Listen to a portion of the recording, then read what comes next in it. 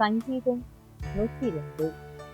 துயரப்படுகிறவன் துக்கத்தில் மூழ்கி கர்த்தரிடத்தில் தன் வியாகுலத்தை தெரிவித்து செய்யும் விண்ணப்பம். கர்த்தாவே, என் விண்ணப்பத்தை கேளும், என் கூப்பிடுதல் உம்மிடத்தில் சேர்வதாக.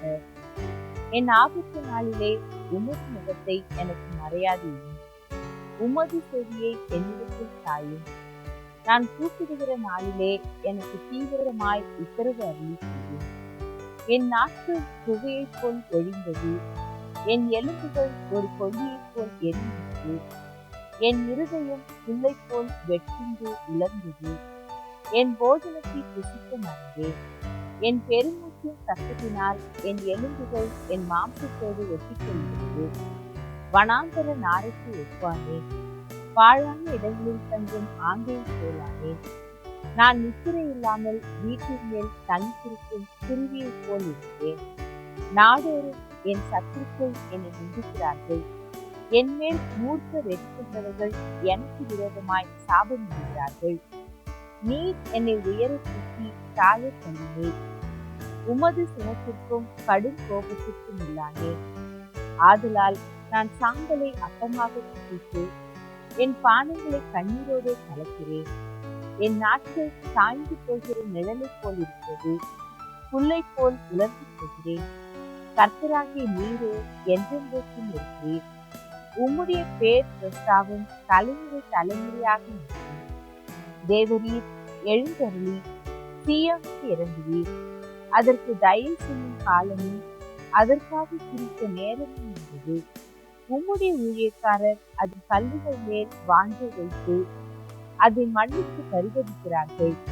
கர்த்தர் சீயோனை கட்டி தமது மகிமையில் வெளிப்படுவார்.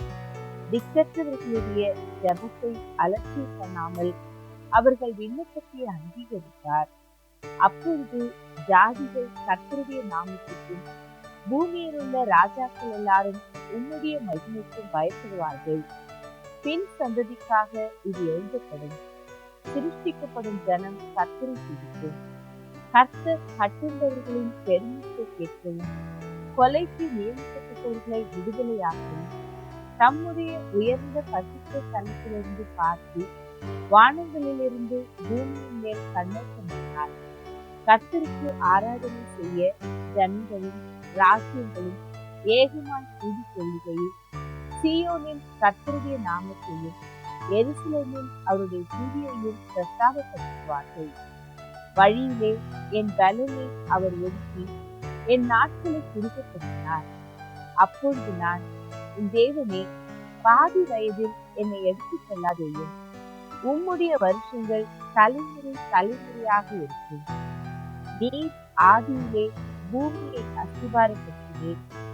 வானங்கள் உம்முடைய கரத்து கிரியையாய் இருக்கிறது. அவைகள் அழிந்து போய் நீரோ நிலைத்திருக்கிறீர். அவைகளெல்லாம் வஸ்திரம் போல் பழமையாய்ப்போ அவைகளை ஒரு சாதையைப் போல் மாற்றுவேன். அப்பொழுது மாறிப்போம். நீரோ மாறாதவராயிருப்பீர். உமது ஆண்டுகள் முடிந்து போவதில்லை. உமது அடியாரின் பிள்ளைகள் தாபரித்திருப்பார்கள். அவர்கள் சந்ததி உமக்கு முன்பாக நிலைத்திருக்கும்.